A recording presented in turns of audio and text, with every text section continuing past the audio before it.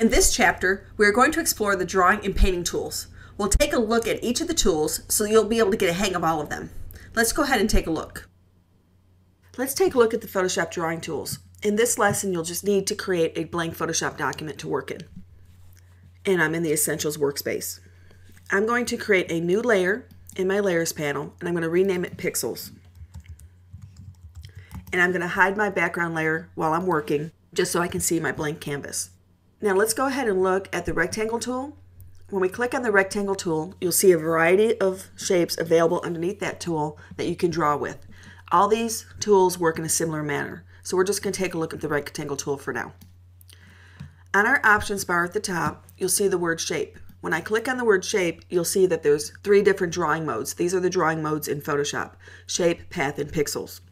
The shape drawing mode has changed in this release, so we'll save that one for last. Let's go ahead and select Pixels, and that's the name of their layer. So we're going to draw a sample rectangle in the Pixels drawing mode. When I draw with my rectangle, I just need to click and drag to create my shape, and you'll see here we get a tooltip that pops up to tell us the size of our rectangle. The color is based on the foreground color that has already been selected. So in this case, our rectangle is black. If I want to change the color of my rectangle at this point, I have to change my foreground color first. Let me pick another color, and then I could use my paint bucket tool, and then I could spill the color inside the black area, and that would change the shade or the color of my rectangle. So once I draw my shade, I have a pixel version of it, which means it's a bitmap or a raster image, which depending on my shape or the colors of my shape, when I'm resizing it to make it larger, you could start to see some quality lessen in your shape because of the resizing factor, because it is a bitmap. We can go to Edit, Transform, and then you could actually apply any of these to the rectangle to modify it. For instance, if we select Warp, you'll see the warp grid come up, and by clicking on the various handles and intersections of lines, you can get very creative in modifying your rectangle so that you don't even know that you started with the rectangle. So I can get very creative here in my modification, and when I'm happy with it, I would just press my return key or my enter key, and I could commit to that. And again, I could still change my color by changing my foreground color and then just spilling my paint bucket on that shape. So that's just drawing with pixels. Nothing's changed from any previous version of Photoshop. Very simple, very easy. Okay, let's make a new layer. Let's call this one Path. We're going to try drawing with the Path mode now. And I'm going to get my rectangle again. And now in my menu, I'm going to choose Path. I'm going to draw a rectangle. And you see nothing's happened. This is because we've drawn a working path or a work path. If I click on my Paths panel, which is in the same grouping with my Layers panel, you'll see I have a work path now created inside my Paths panel, and down at the bottom of my Paths panel, I see a variety of options down here. Let me go ahead and change my foreground color so we have something different than the other layer. Again, it doesn't matter what colors you're choosing, we're just playing around here for a little bit. And the first option on the left-hand side will fill my path. So now if I click back on my Layers panel, you can see I have a rectangle on my path layer that's essentially my shape, and it's filled with my blue color. Let's return to our Paths panel. And the next option will create a stroke with our brush. So let me go ahead and change my color to something that'll stand out. Let me get my brush tool. And now let me click on the next option, the next icon, Stroke Path with Brush. And you'll see that it'll take whatever the characteristics were of my brush, using my foreground color, and create a stroke on that path.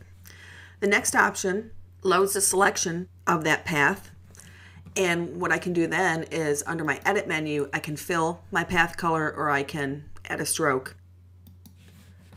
And then the next option is actually working with a selection, so it would make a work path. So if I drew a shape, for instance, and I wanted to make a work path from that, that's the icon that I would click.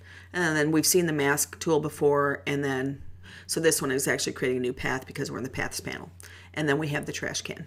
So let me remove my selection, and We can also, on the panel menu, we can save various paths and we can make new paths.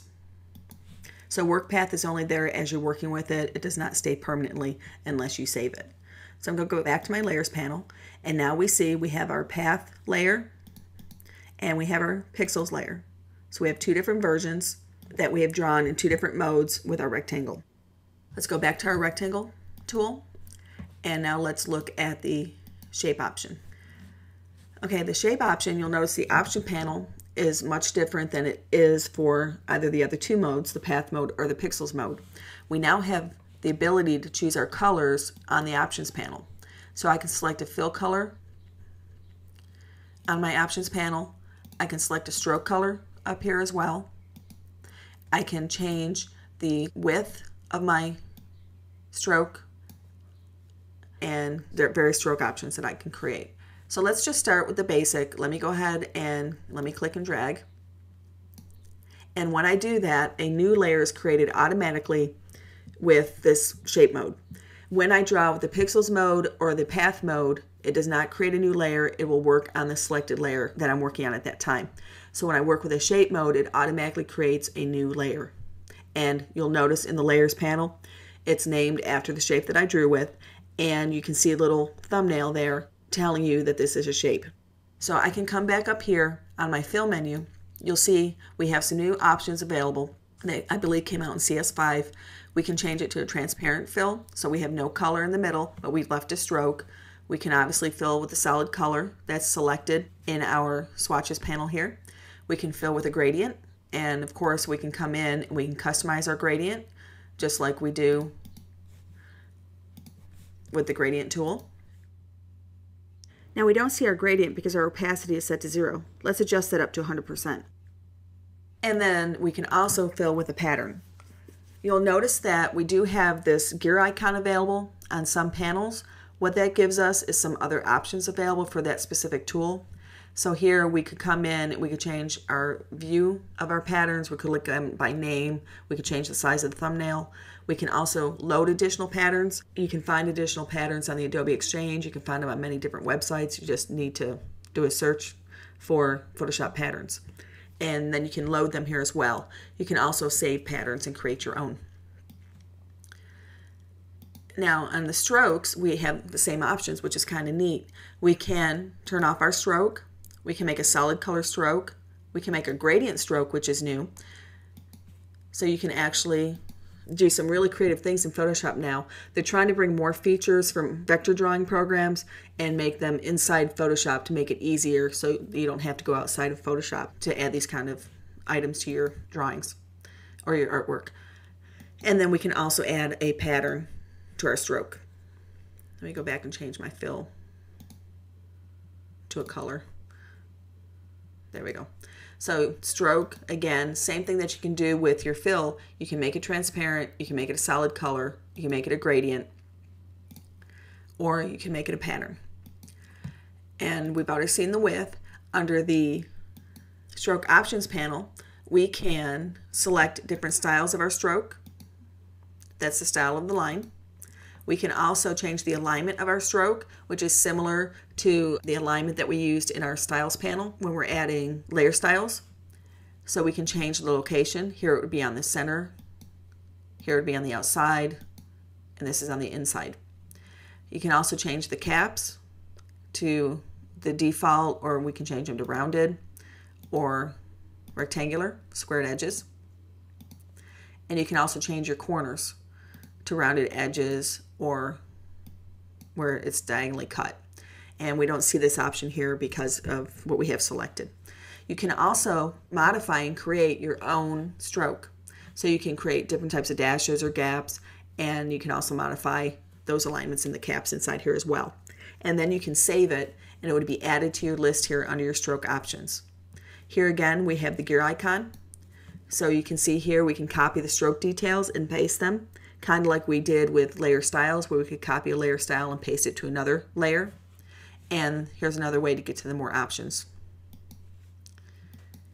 In addition, we have the ability to combine shapes or subtract from a shape or intersect shapes. If you've worked with fireworks, you're probably familiar with this. So let me go ahead and show you what subtract front shape does.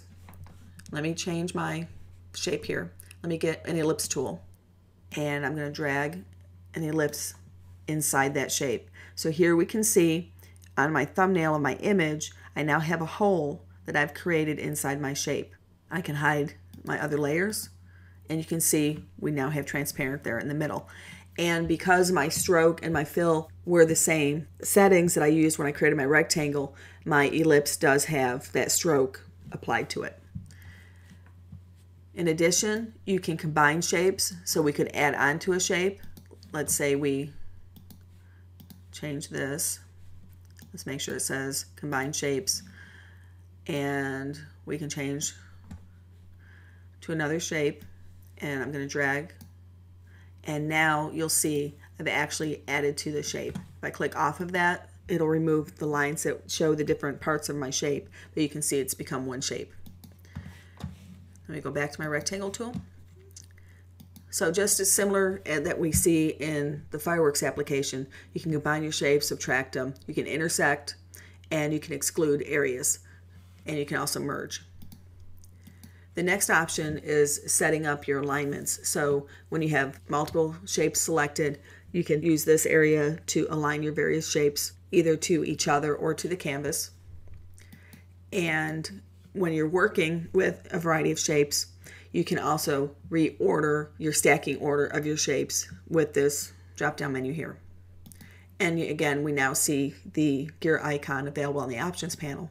So we can change how the shape works. In this case, we have the rectangle tool selected. So right now it's unconstrained, so I can draw a rectangle or a square. Here I can constrain it and it will force me to draw a square. And then I can draw from center, which is a nice feature.